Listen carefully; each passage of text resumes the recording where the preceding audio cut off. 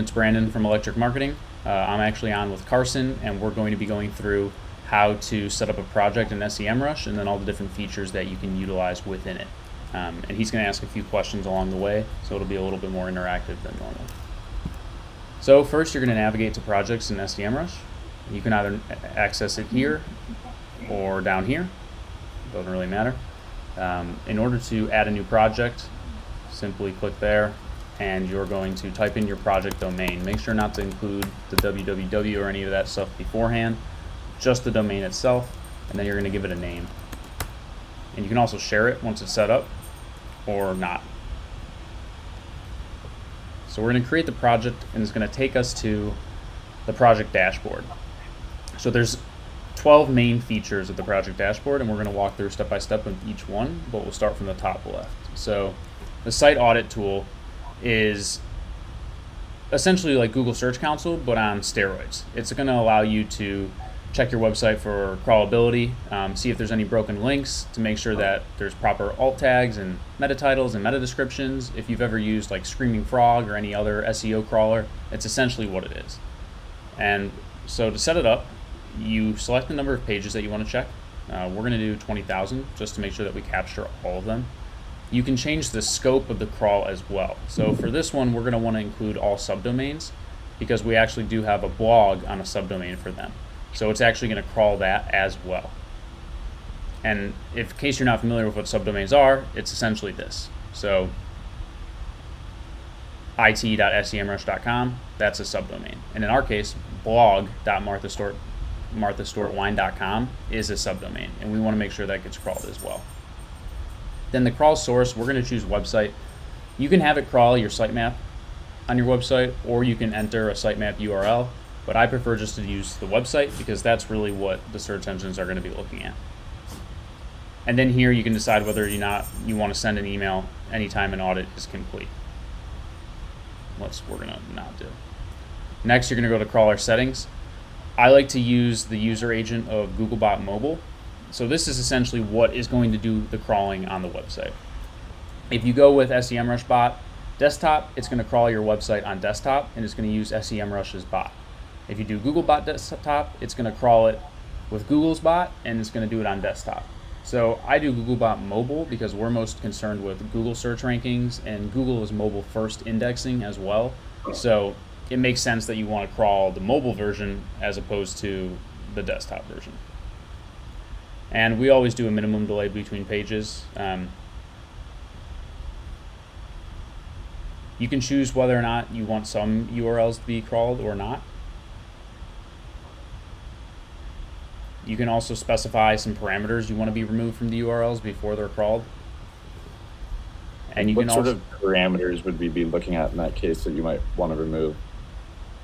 So essentially, it's just going to remove anything after that. So you see in their little example here, like they'll consider the close and close page equals 1 as just one URL. So I typically don't worry about this at the beginning because we want to get the full width scope of the website. And then if we're getting like bad data in the report, then we can go back in and run it again with some specific URL parameters to make sure that stuff is not actually getting shown in the report. Okay. Does that make sense? Yeah. Here you can bypass website restrictions. So if you have a robots text file on your website, that essentially tells search engines what they can crawl and what they cannot. So it's super important if you have any like account information pages. Obviously you don't want your user information to get crawled. And also if you're working on any pages that you don't want to get indexed in search. So we're not going to bypass that because it's not going to impact rankings. And then schedule, you can run it weekly, daily, monthly, whatever you want to do. So we're going to do weekly every Monday. And then just start your site audit. So hopefully this will be done by the time we're done with the video. And so then we can go through that report. But now it's going to start crawling all the pages on the website. And you see now it's 5, now it's 19, and it'll continue on. So next is position tracking. And this will allow you to get daily updates on positions in Google.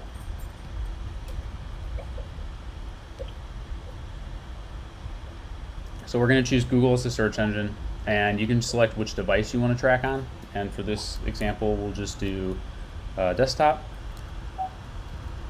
And we're interested in the United States because they only ship within the United States.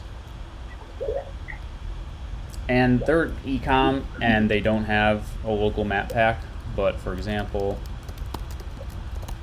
let's just type that in. But this would be what it is. So if you have like a Google My Business listing, this is the name that you want to be represented everywhere.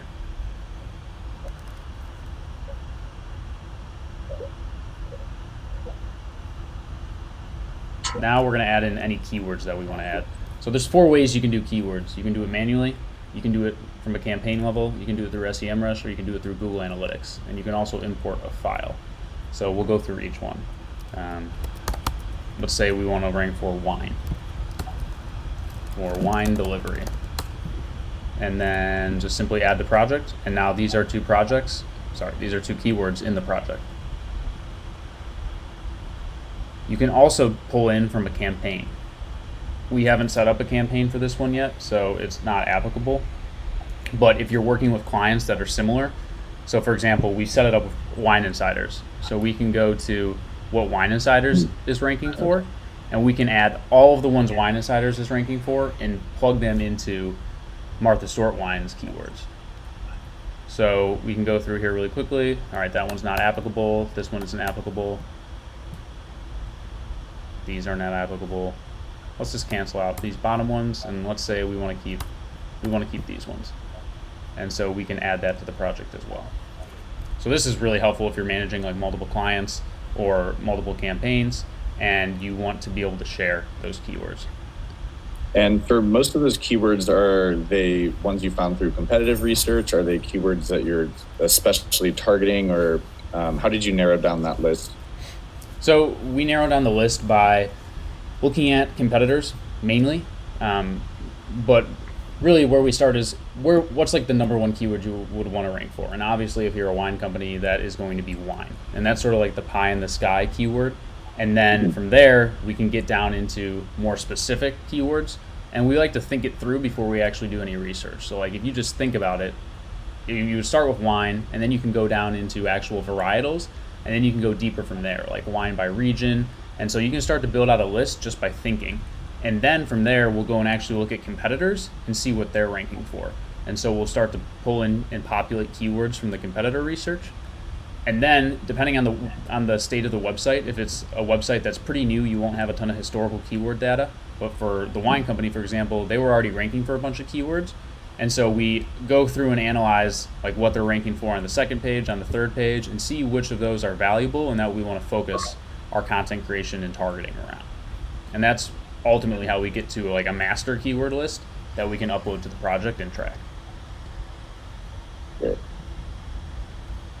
So you can have it send you weekly updates if you want to. I do not.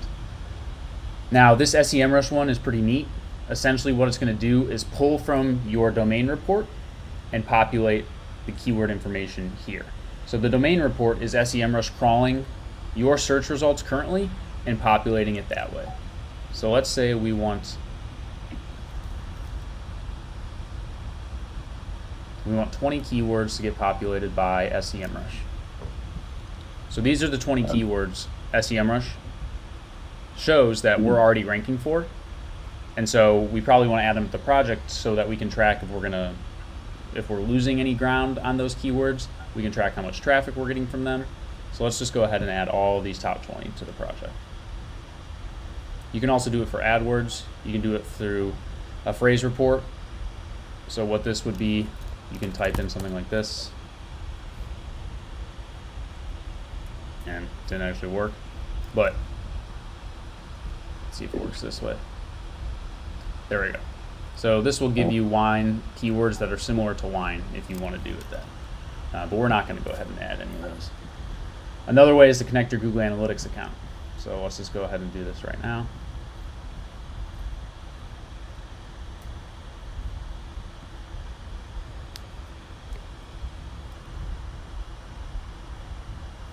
And you can go through and find the property. As you can see here, there's a lot, so let's try to find this.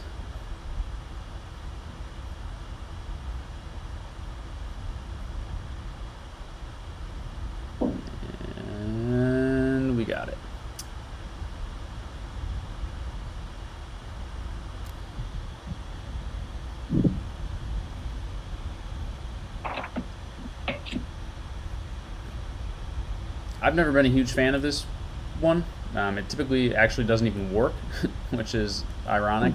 But as you can see, like I added from the URL or I added from Google Analytics, and it's pulling in URLs, which obviously we don't want to track. That's not a project keyword. But I always try it. Sometimes it will work. I really have no idea why it doesn't work, or it does work sometimes, but whatever.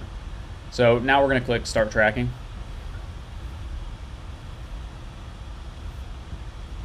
And it's going to gather keyword data on all of that.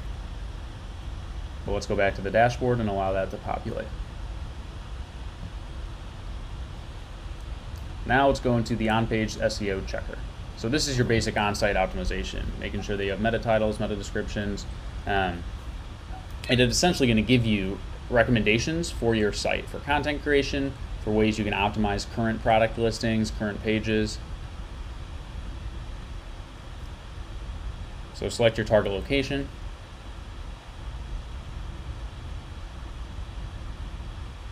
And now you're going to add pages you'd like to optimize and their target keywords.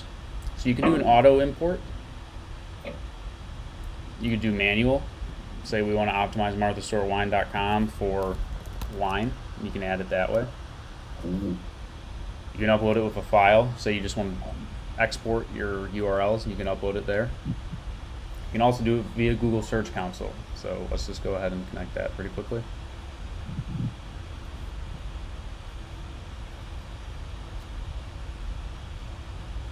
So they don't actually have Google Search Console set up yet. And you can also do it through organic research. So let's just say we want to use the auto import and the organic research. And we're gonna. So if you say you wanted to optimize a certain keyword, and would that be something is there a difference between optimizing that, for example, on your homepage versus producing some content that might include that keyword, or are they virtually the same in terms of growing organic traffic? So you can optimize your homepage around like your top keywords, but a majority of the traffic that's going to come to your homepage is going to be a byproduct of the rankings that you develop from your blog posts. So what I typically see is we'll get a percentage of traffic to the actual blog post itself. So let's say we're writing an article about a specific varietal of wine, and we're going to write an article about Chianti wine. We're going to get a decent amount of traffic to the blog post through that keyword, but we're also going to get a lot of traffic to the homepage through that keyword as well. Okay. Here again, let's just use Google. I always like to use Google.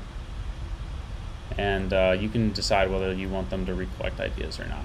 But for now, let's just do no. But let's get into brand monitoring. So we want to monitor Martha's Stewart Wine and Martha's Stewart.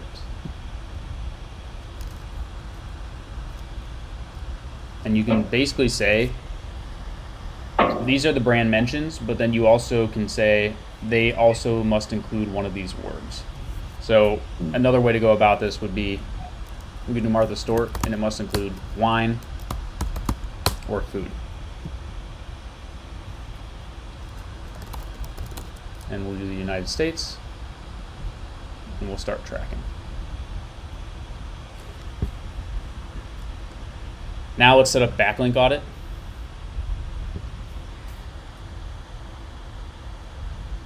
And for the brand monitoring, is that across any page, or? That's across the entire internet. So essentially, it's crawling for mentions of that particular keyword. So you can see here that it's been mentioned 2,400 times. There's some comments and there's some Instagram posts. But we'll go back into each one of these once they're done running. So Backlink Audit, essentially it's going to allow you to find toxic backlinks. And so we'll do it from the root domain. These are the brand names.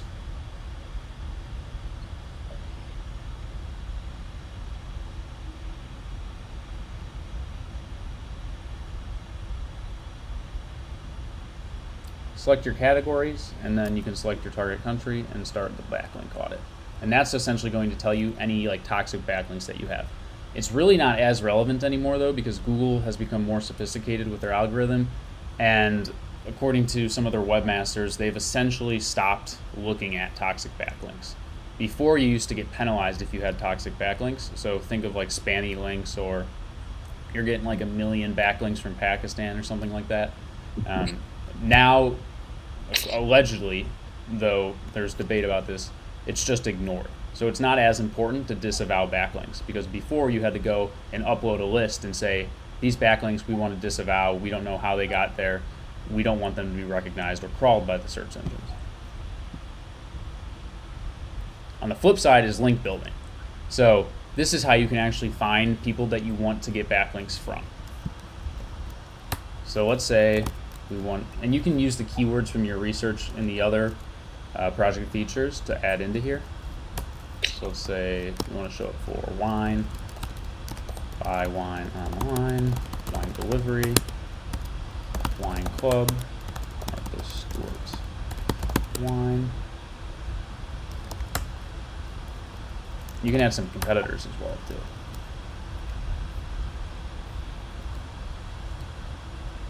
So here's where we can add competitors.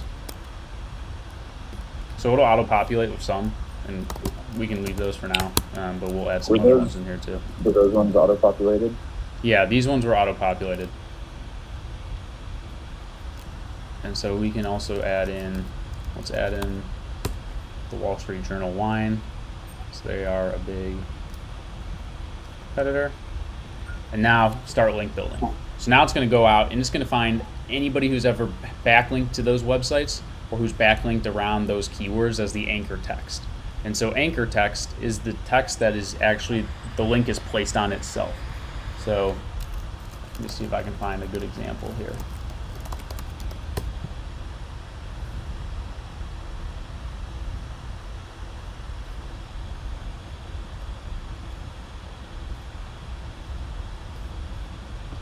So here we go. This is anchor text. So this link that goes to Moz.com, the anchor text is this link to the Moz homepage. So what the tool is using here is essentially finding any link with those particular keywords as the anchor text. And then it's populating them as prospects for us. Now we'll set up the PPC Keyword Tool. So you can import manually from SEMrush, from a text file, from a CSV, or from an Excel file. So if you're going to do an Excel file, you can export it directly from your Google Ads account. But for the purposes of this, we'll just do it from SEMrush.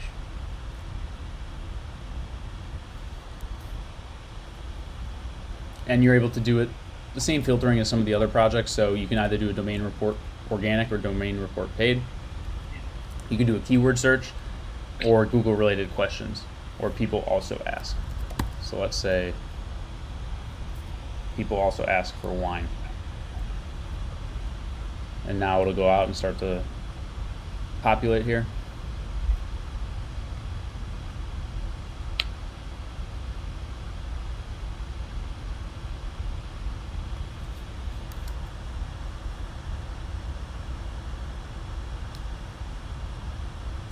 Come on, that didn't work.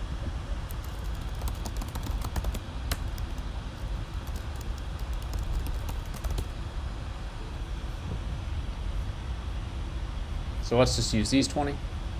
In location, we want to do United States and start the PPC Keyword Tool.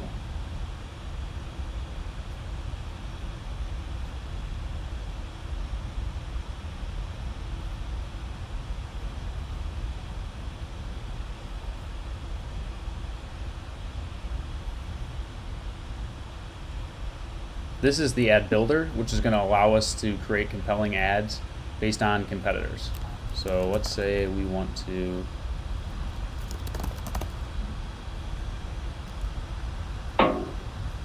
these are our two competitors that we want to look at and see what they're doing for their ads. So we're going to drop them in there.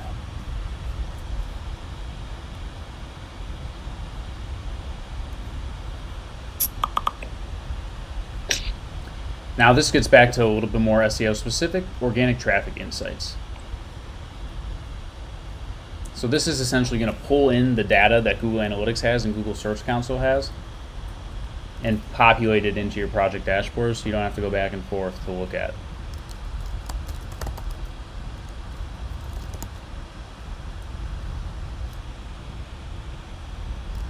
And they don't have a Google Search Console set up, so we'll ignore that. And we'll do all.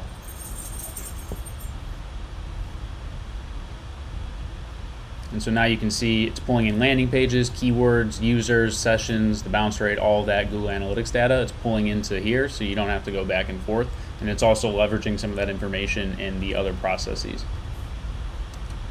Last but not least, Content Analyzer. So it's essentially going to audit your domain's content and see where there's opportunities for you for guest posts and things of that nature. Okay, so we found a website with a sitemap, and essentially what it's going to do is pull in all the URLs that we can audit. So let's pull them all in, and we're going to start the audit.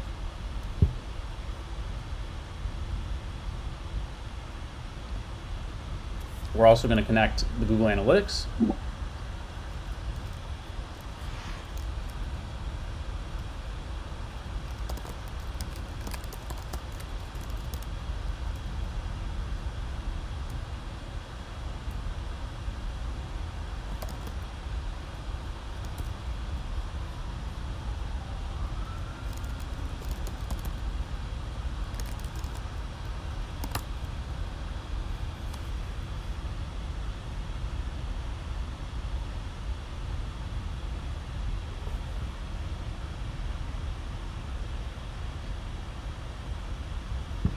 And now we'll let this run for a little bit while we go back through all of the projects that have populated.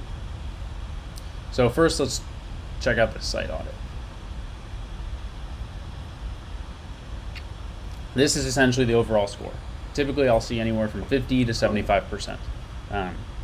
Sometimes we'll see like 80s or higher, but that's typically on sites that are smaller. So you're going to get a bunch of errors here.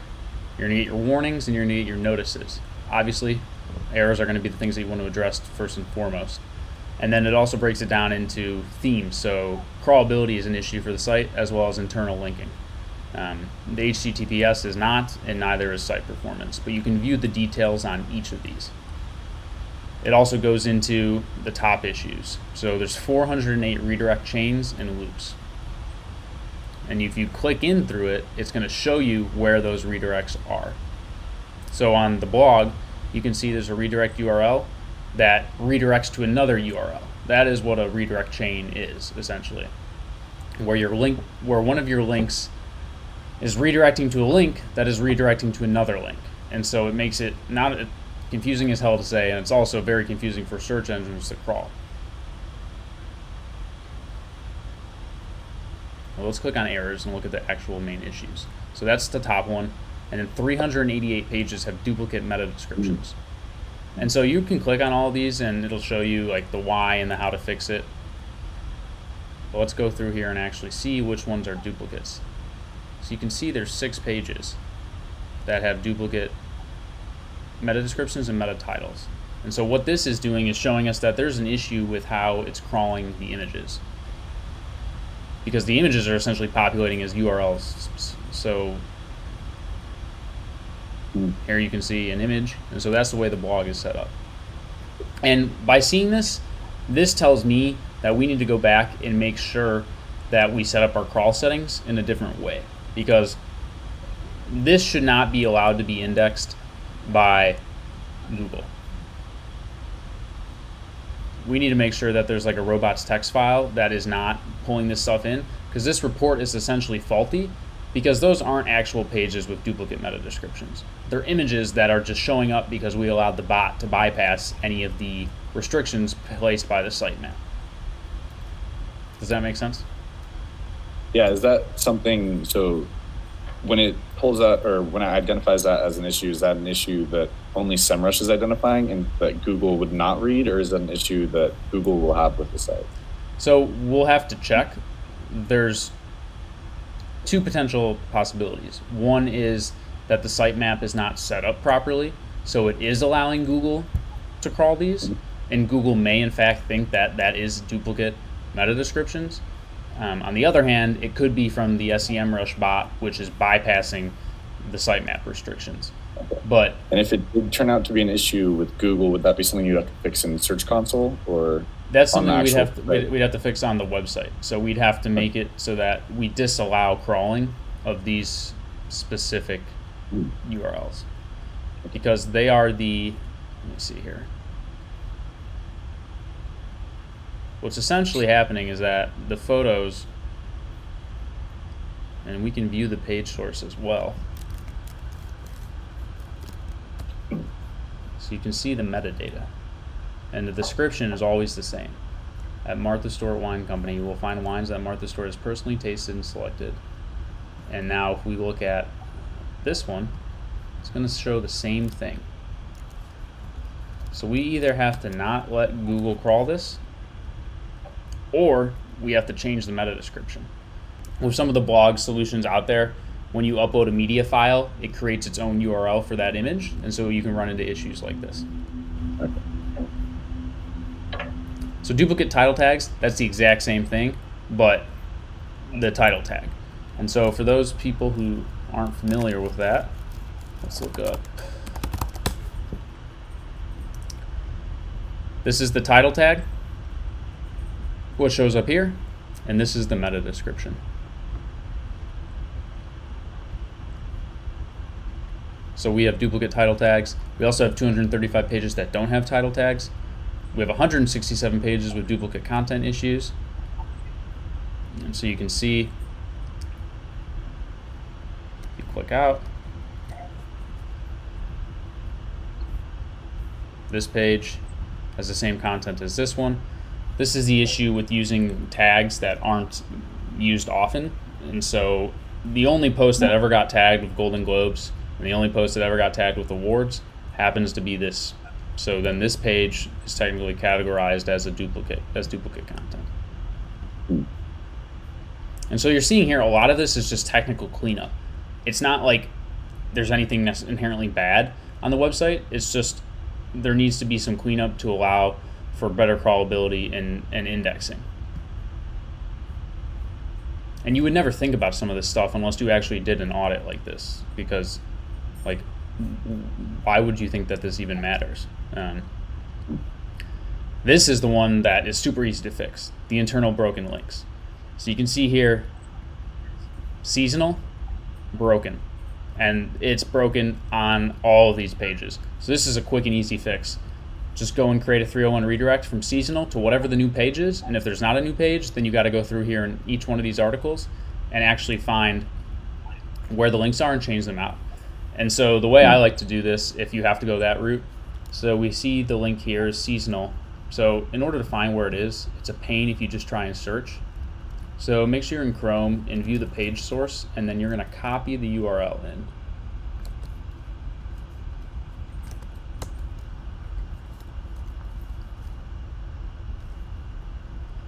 So see here, it's actually in the menu.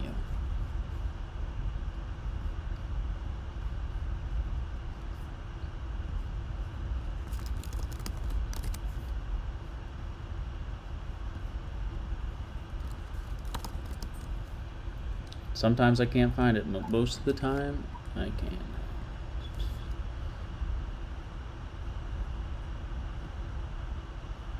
So it's actually an issue. It appears to be on mobile. As you can see here, the div class is mobile menu.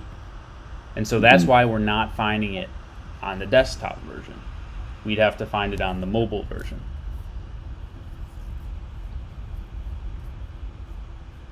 And so could you explain a little more like what the exact like issue is with those? Is it, if you go back a little bit to the SEMrush, like, so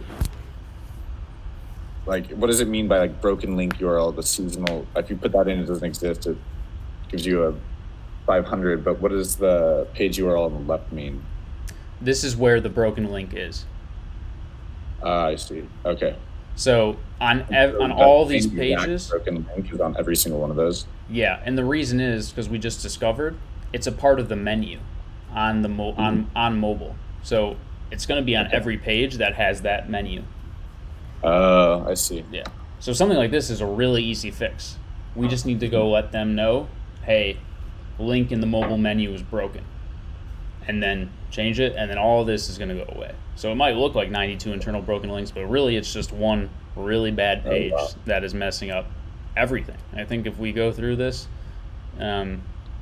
you'll see that it is the cause for every internal broken link. So that's a quick fix right there to help with your site. 5xx status code, that is what that page is returning, and so 2 of them are returning that. Seasonal and the sitemap, which is obviously an issue. And then these are all the green, so all the good stuff. Then we can get into warnings. So this is essentially like, it's not an error, but it's something that you could fix. So right now, secured pages are leading to HTTP pages. A lot of pages have a low text HTML ratio, and so you can go through these. So the low word count, that's obviously not an error, but it's also not great to have a ton of like extraneous pages on your website that don't have a lot of content on it. This is something that 553 pages don't have an H1 heading, and you can go down the list. I mean, there's a ton of recommendations that it's going to give you. This is something that is very difficult to fix, which is why it's important to start with SEO from the beginning, because essentially what you'd have to do is go in and find these 363 images and actually go and give them descriptions. So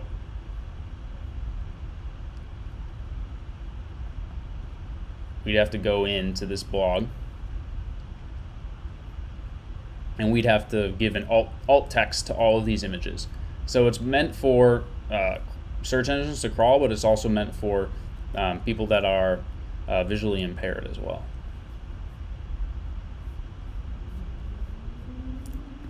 And then you can get into notices. So as you can see here, notices detected are not issues, but we do recommend that you fix them. Anything that's a warning, it's like medium severity. And then these are obviously the things that you want to fix immediately and that are going to impact your site the most.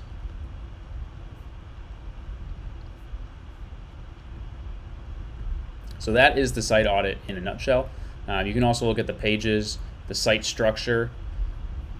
This is helpful to make sure that your content architecture is set up well. You can look at your statistics. So schema markup allows your sites to show up in rich snippet results. There we go. This is a rich snippet. So it's Google pulling in the information from g2.com into the search results itself. So that's how you get featured snippets, and also known as rich snippets, is by having schema markup on your website. And here you can compare your crawls. So when we run another crawl, let's say in a week or in a month, we can see the progress that we've made, which is super helpful to make sure that. What exactly is a schema markup? So that's a whole nother, it's essentially like coding for the search engines. So let me just show you an example.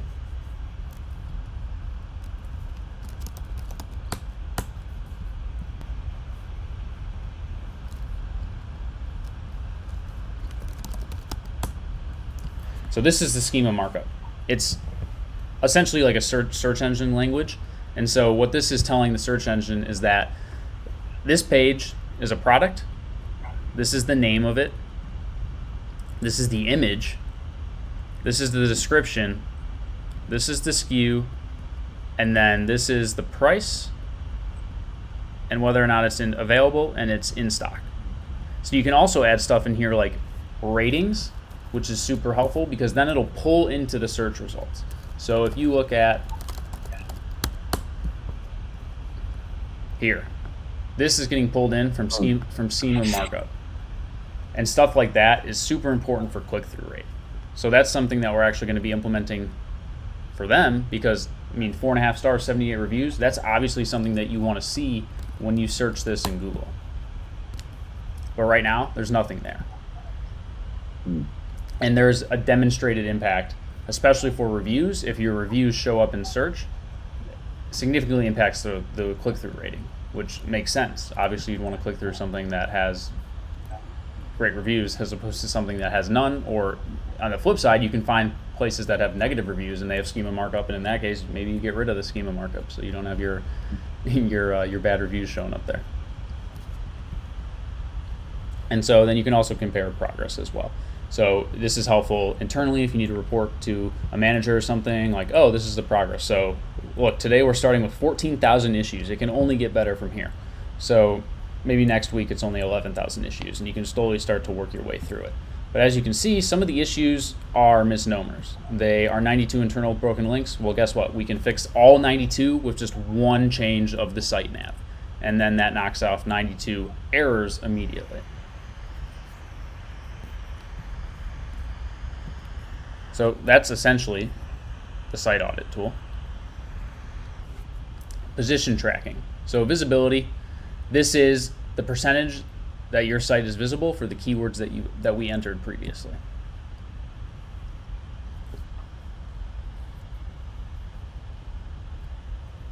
So here we have the 73 keywords, and what this is doing is it starts tracking from the moment that you enter them.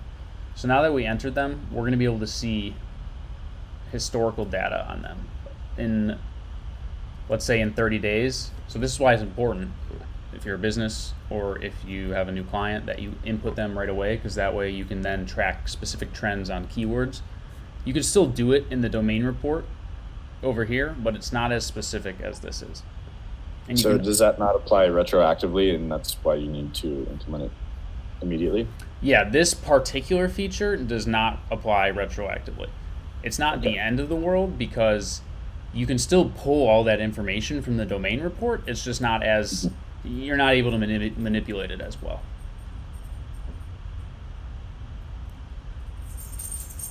And there's a ton of stuff that you can do within the position tracking. So let's say we want to add some competitors. Wine Folly doesn't sell wine, but we'll add them. Let's add wine.com.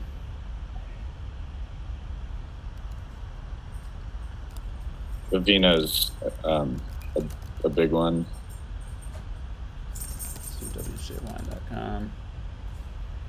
And so some of these competitors are direct competitors in the sense that they are selling wine online, but others are indirect. So something like a Vivino, they're more so rating, correct? They do rating, but they also do actually sell all the wines on the site. In the case of Wine Folly, they are purely media publication, and so they sell some stuff, but it's never wine. It's like infographics and things like that. But these are competitors in terms of search, because they are a competitor if they're taking away traffic from your website. So that's how we look at it. And here you can see a comparison. So we can see compared to wine.com, and let's say we also want to look at Wine Mag and VinePair. And so all the keywords that we've entered in here, we can see how they compare versus the competition.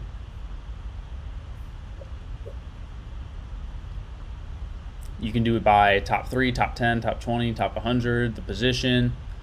You can do it by whether or not there's a featured snippet. So this is what I was talking about with the rich search results. If there's a site link, if there's a video, if there's an image.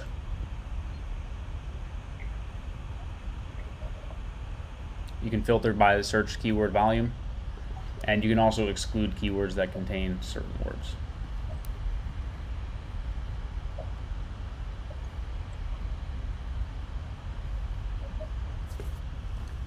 You can also look at your rankings distribution.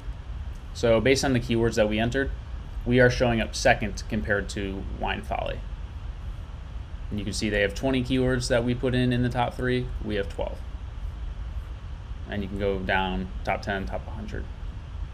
You can also add in other domains as well. This is your general overview.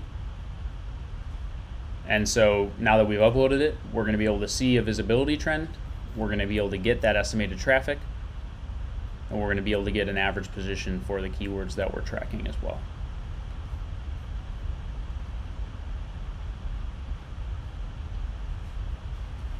The landscape is just another way of looking at it, and it pulls in all the metrics. It's interesting in terms of top competitors.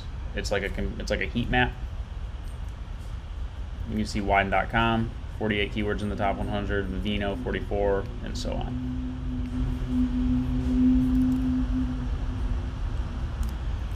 You can also break it down by pages.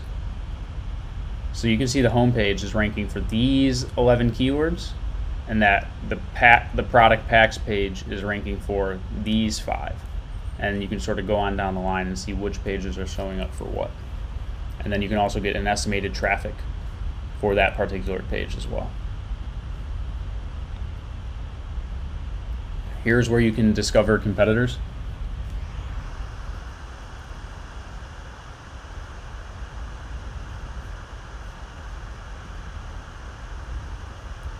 And you can see Groupon is a competitor at 13, and that's just based on search. So they're not necessarily a direct competitor. The Kitchen, Decanter.com, Amazon is the 19th competitor. And it's just all based on similarity of keywords and the average position and the estimated traffic that they're getting.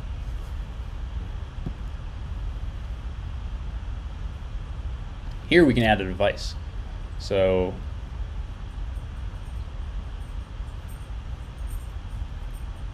you can say we only want to track mobile, for example. And then you can start tracking that in here. So you can basically compare how you're performing, let's say, on desktop versus mobile. And then maybe that alerts you like, hey, you're not ranking as well on mobile. You need to change something. Maybe your site speed's really slow on mobile or something like that. And here's where you can see your featured snippets.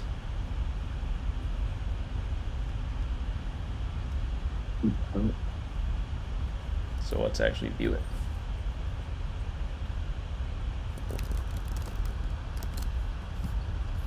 So this page is ranking for one of the keywords, but it has a featured snippet in Google. And the keyword's best champagne. So theoretically, if I Google best champagne right now,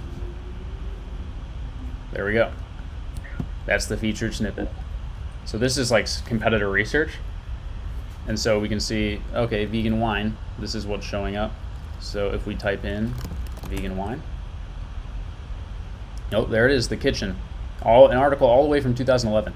So this is crazy because they posted that in 2011 and they're getting roughly 35% because they're in the first position of 12,100 searches a month. And so getting how easy would it be to overtake a feature snippet, and when does Google decide to either give a certain search a feature snippet or swap a feature snippet from one page to another? So that's the $1 million question. I mean, it's essentially a black box. So that's why any SEO agency, consultant, whatever, tells you like, oh, we're going to be able to do this like specifically, or we guarantee this. They're typically full of it because there's no way to know. There's a bunch of best practices. We can go through all the tools. We can implement all the tactics. We can develop the high-level strategy. But there's no, I mean, as you can tell, 2011. So obviously there's been a ton of content that's been created since 2011 for vegan wine. But it's not the one that's showing up in the rich snippets. I mean, this is also people also ask, so this is technically a rich snippet as well. And you can see that the first search result isn't necessarily the same as the rich snippet result either.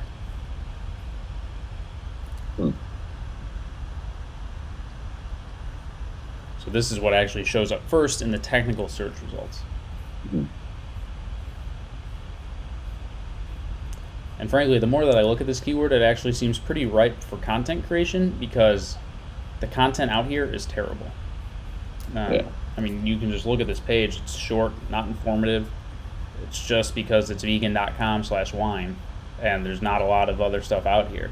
I mean, the other one is a product page for vegan wine with not that much content, just products.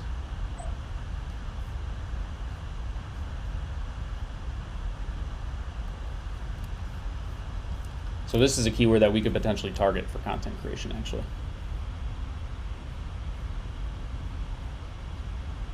But that's also why it's important to implement the schema markup. And you can set it up so that it does it automatically in your backend as well, where you just automatically pull in the product title, and so you don't have to do it for every page, because it'll just automatically pull in whatever the rating is and drop it into the back end of your code. It's not like you have to go product by product and do it. You need to implement it at the highest level so that it can filter throughout every product. Now we can go into the on-page SEO checker.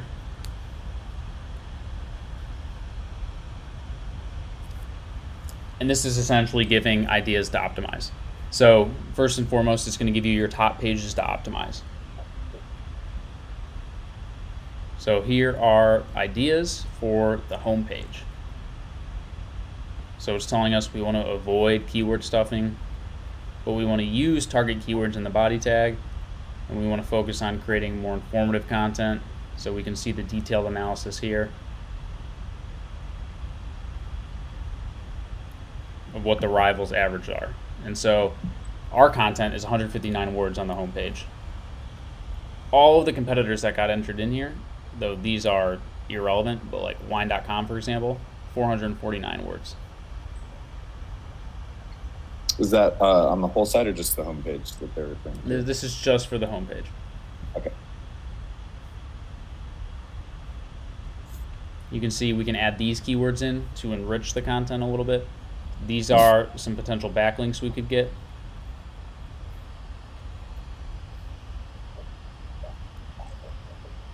And we can actually get user experience as well.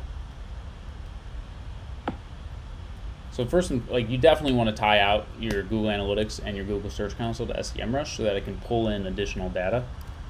This is taking too long to retrieve the profile, but it'll give you user experience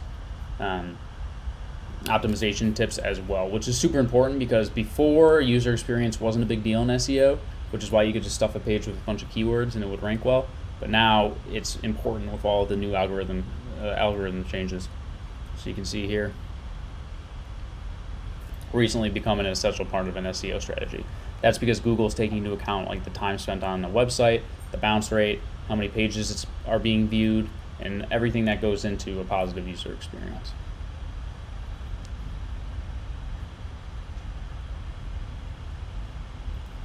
Then here's a SERP analysis for the target keywords. SERP being search engine result pages. You got a keyword, so baked clams recipe. This is the average content length. This is the average number of referring domains, whether or not video is used, the readability, markups, and all these other essentially attributes of what content is currently ranking on Google's top 10, so that you can have like a benchmark to compare yourself against. And this will essentially give you a list of to do. So you have 242 things to do now based on their on-page SEO checker.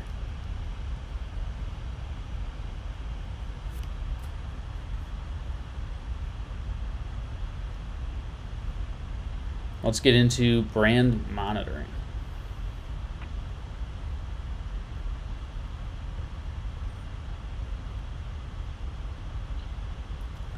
So here, we're searching for anything that has Martha Stewart in it. And you can see that because the campaign is Martha Stewart US, and so keywords, Martha Stewart wine or Martha Stewart food is what we're looking for. And these are all the mentions. There's 2,458. And they're filtered by date. So you can see just recently, let's go to Thrillist.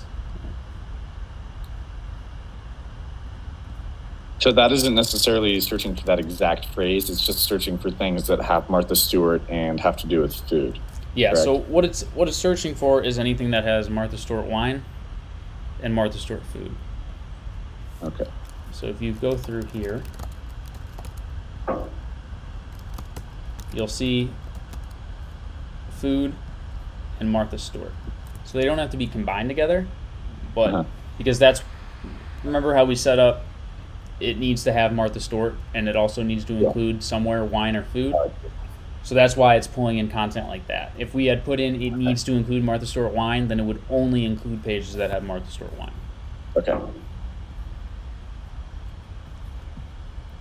This is helpful because you can monitor other brands. So let's say we want to add a campaign for a different brand. We want to track Wink.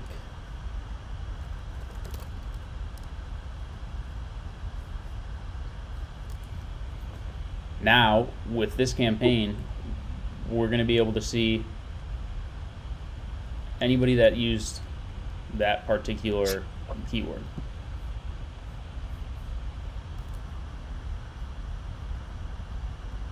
And we're going to filter. We only want to look at high domain authority. We don't care about the other stuff. And you can see here that this is like pulling in some crap.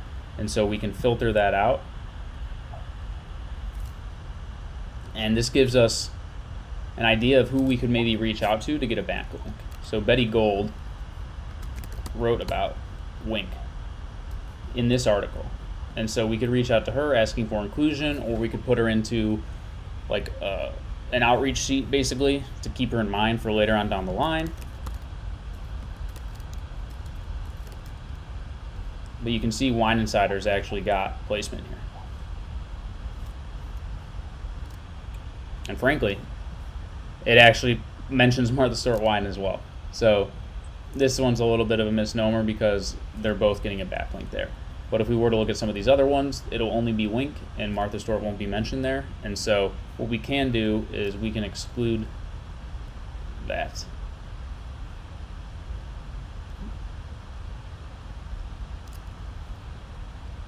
And so we'll exclude anything that says Martha Stewart wine. And we'll save those changes. We'll reset the campaign. And now it's going to start populating with things that only have Wink, don't have Martha Stewart. And so we can target posts that don't have us mentioned in them yet, but that should because it's about wine.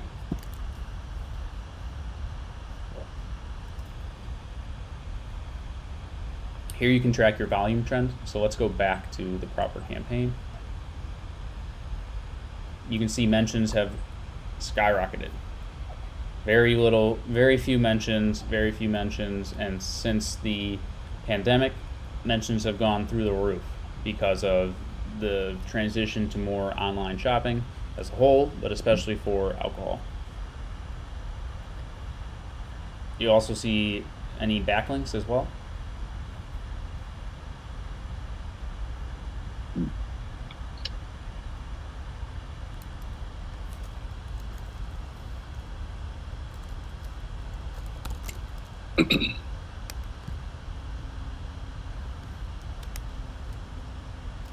Now, is that tracking Forbes specifically for Martha Stewart wine mentions, or is that also including like the Wink but not Martha Stewart? Yeah, so that's only including Martha Stewart. So Okay. You'll see here when I click through Martha Stewart. So you could do it for something like, we probably even do it for Reddit. So tomorrow when we come back here, we can see how many mentions of Martha Stewart wine there have been on Reddit. So it's a good way. It's kind of like a hack for social listening to see what's happening there. And so this is essentially a walkthrough of the tool, which we just did. But you get your estimated reach, sentiment, whether it's positive or negative. You can tag it, you can favorite it, domain traffic. You can track the domain, and you can block it as well. But that is brand monitoring in a nutshell. And it can be overwhelming, this tool, because there is just so much information that they throw at you. So you really have to pick and choose carefully what you actually want to focus on. Backlink audit, self-explanatory. It's going to populate with backlinks that you think you should remove. But you can also look at anchor types. What the top anchors are, like where your backlinks are going to primarily. Whether they're follow links or no follow. So no follow is essentially telling the search engines don't attribute any website authority to the site we're sending the link to. Follow is saying yes, you can. You can view the number of referring domains you have and also the number of analyzed backlinks. And this is our overall toxic score. And we go to audit to see which ones are toxic. So codesfree.com appears to be toxic. We could keep it and whitelist it. So we can whitelist the domain, or we can whitelist this URL. And by whitelisting, we would never see this domain show up in a toxic backlink again. Because sometimes SEMrush will pull in toxic backlinks that aren't actually toxic. In this case, let's say we want to remove it. And I'm assuming that you can't actually do the no follow on SEMrush, that you would need to do. No, that so that's in the source code. So let me.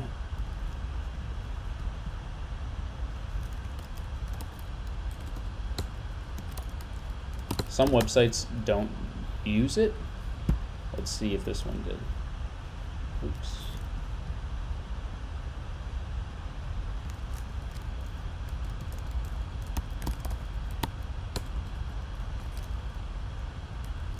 Yeah, okay. So here you'll see, let's see if I can find one that's on one line. You can see while ordering alcohol online was once unheard of, now it's easier than ever. There are different services to turn to, depending on your needs, blah, blah, blah. Here's such as Wine Insiders, no link, and then wine.com. So if you're not familiar with code, you have to put the link before the actual text. So wine.com is here, but then this is specifying this chunk right here. What this is saying is link to wine.com. The target is blank, but you don't want to follow it. So do not follow. And then by no opener, what you're going to see is, let's go here. It's getting a little off track, but by no opener, it's going to take you to an additional page. So if it didn't have that tag, it would open it up in the same tab. So what that basically did is, you see how it opens up the new tab? They want that to happen because obviously they don't want you to leave their site to go to them just because they're mentioning them in the article.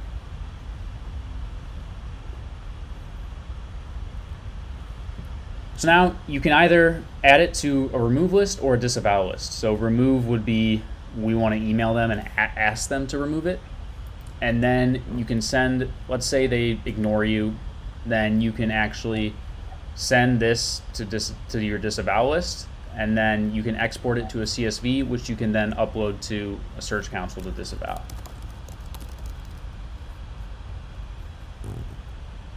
And here is where you can do it. Essentially, you're just going to upload a file. It's going to be a text file of links to disavow, and you're going to drop it into your Search Console account.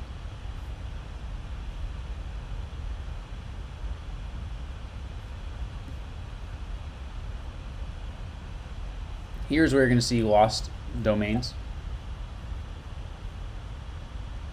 So here you can see on April 9th, there's 23 broken and 147 lost.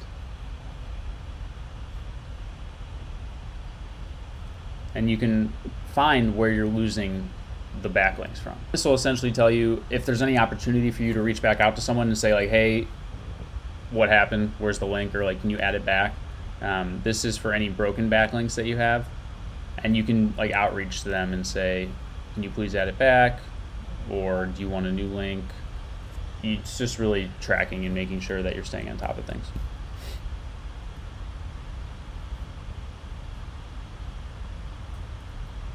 This is target page, pretty self-explanatory. This is the target of the backlink. And so you can see the number of referring domains to that particular URL, the number of new, broken, and lost, and then when you connect your Google Analytics account, you'll be able to see what the referral traffic is from those backlinks.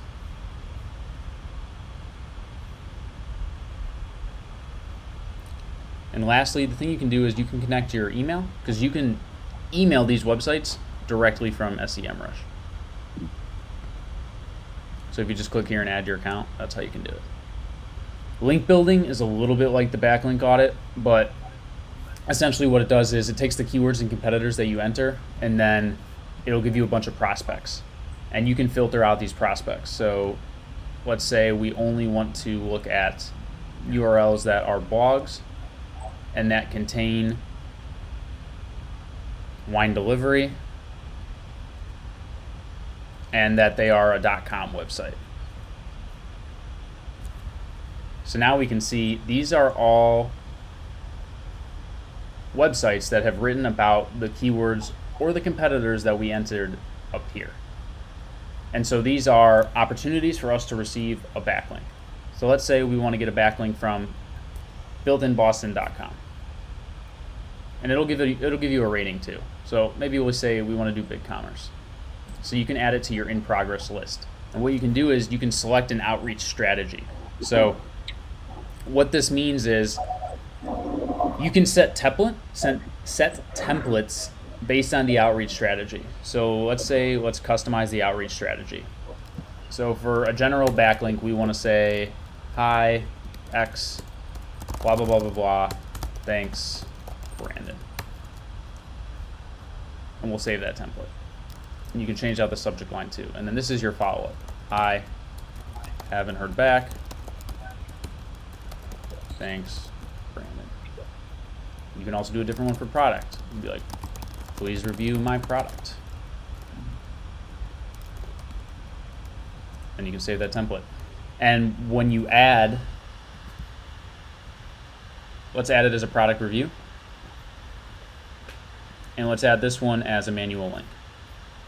And so now what I'll do is I'll go through all the prospects and I'll just add like the top 100, let's say, for product reviews. And then you go to in progress and you can actually go and contact them. So you click contact, and the nice thing is it automatically uploads that template that you set. And so you can just send, and it'll proceed to the next one. So you can really crank through a ton of backlink outreach this way because it already pre-populates with the template based on what kind of outreach it is. And you can set up to 15 different templates depending on the type of outreach that you're doing. And you can still go in and modify it a little bit. So it'll also pull in emails too. So you can say, hi, Evan, please review my product. Thanks, Brandon. And then you click send and proceed to next, and it'll take you to the next backlink opportunity if we had one there. So it's a pretty powerful tool for doing outreach at scale. Here's where you'll be able to see your earned backlinks. So if you've acquired a backlink from this domain, you can move it to the monitor list. And this is where you can monitor all domains that you've received through outreach and SEMrush to make sure that they stay there and that they're active. And you can make sure that the link attribute is follow versus no follow, or if it's given a sponsored tag as well.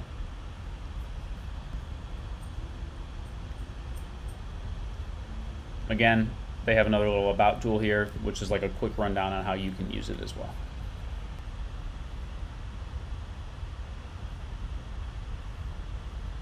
The PPC Keyword Tool is pretty straightforward. It essentially allows you to populate keywords. You can see what the volume is, what the cost per click is going to be. So like if we want to advertise on bottles of wine in a case, it's going to cost us $1.96 per click. And this is the level of competition as well. And so it's basically how competitive the keyword is. So a 1 is super high, and then as you decrease, it decreases in competitiveness. So sparkling wine cocktails, only a 0.41 right now. So that would be a keyword that you could potentially rank for pretty easily.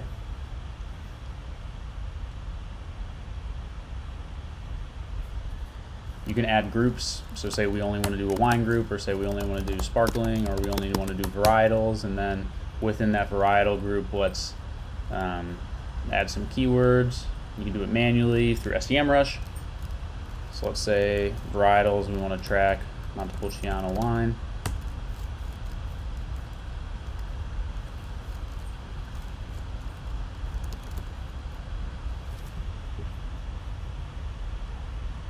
Add keywords. So this basically allows you to brainstorm what you want to run your PPC campaigns for. And you can also change the match type as well. Could you show me a brief example of what it would look like if you had SEMrush generate keywords? Yeah.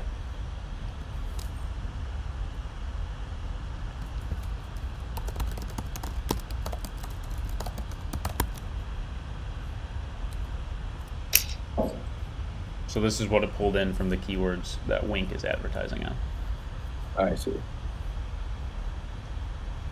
And so you could do it by competitor too. So if you want to add a group, say we want to do all those things that Wink is advertising for,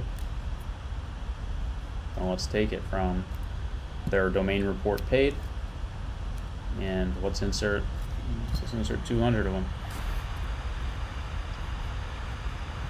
So now this is inserting all of the keywords that Wink is currently advertising on.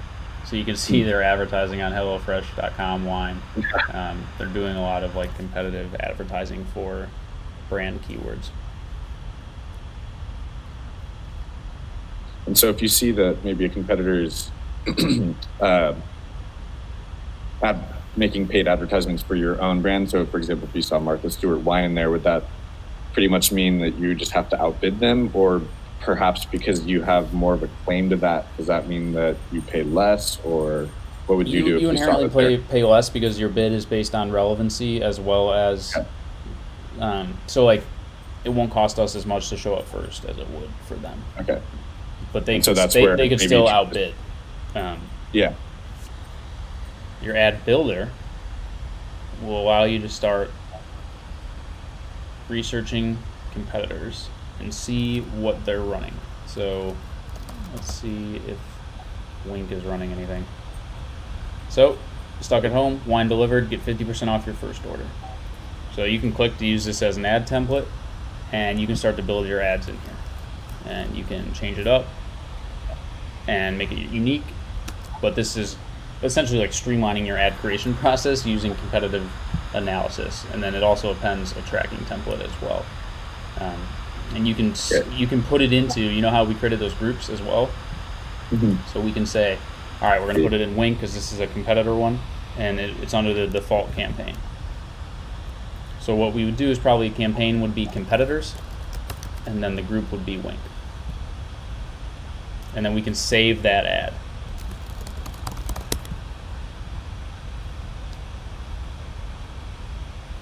And then you can export it.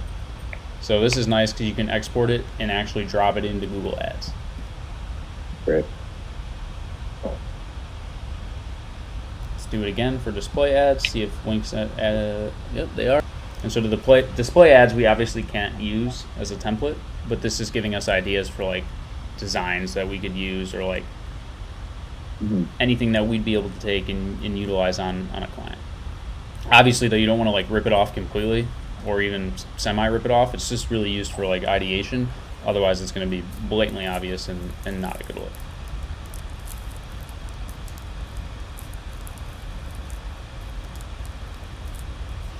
And here you can actually create your display ads in here too. So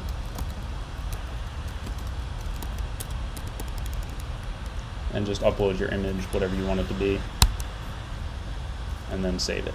And then you can export it as well.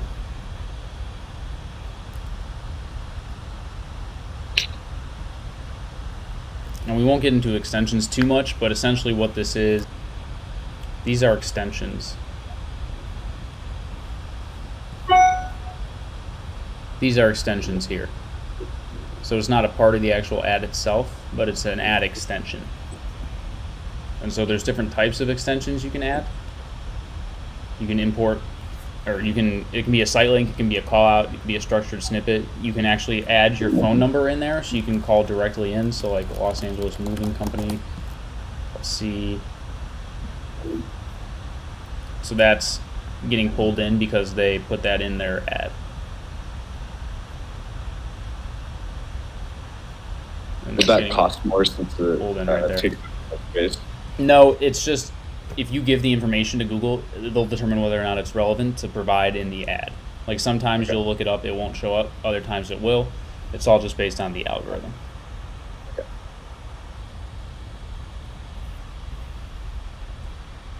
Last but not least, the organic traffic insights. And this is, it's not anything crazy. It's really just showing you what your Google Analytics data is, but it's showing it in SEMrush. So it's pulling in keywords as well.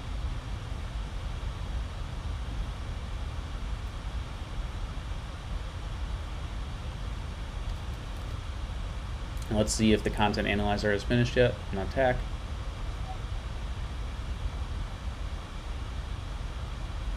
So there's nothing that we need to rewrite or remove, and essentially what this is looking for is anything over 200 words that's older than 24 months that has up to 15 page views. So this is saying you need to rewrite or remove this, you need to update this, you need to review this. This is poor content. So 30% of all pages on this domain have poor content.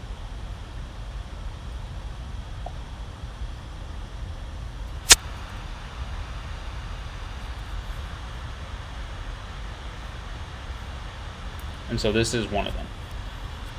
Essentially work your way through this. So you can say you're in progress on this one. It's like, okay. And then today we'll track your article's content changes for 14 days. And let's say it's analyzed. Okay. And then you can go on to the next URL. And so it basically just walks you through everything that you need to change. And you can change what you want to specify too. So let's say words, anything up to 2,000. Like you can change what you qualify as poor content. Let's say the bounce rate above 90 would be poor content. So now we can start analyzing.